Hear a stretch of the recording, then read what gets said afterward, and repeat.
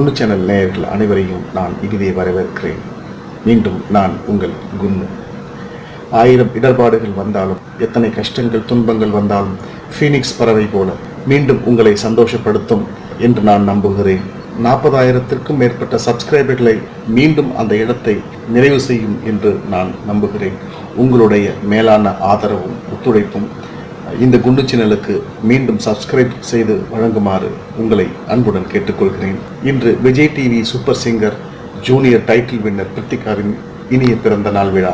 உங்களுடைய மேலான ஆதரவும் ஆசீர்வாதமும் இந்த குழந்தையின் வாழ்க்கை மேல்மேலும் வளர பயனுள்ளதாக இருக்கும் என்று நான் நம்புகிறேன்.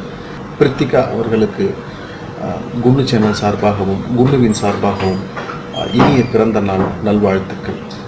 அன்புடன் குண்டு.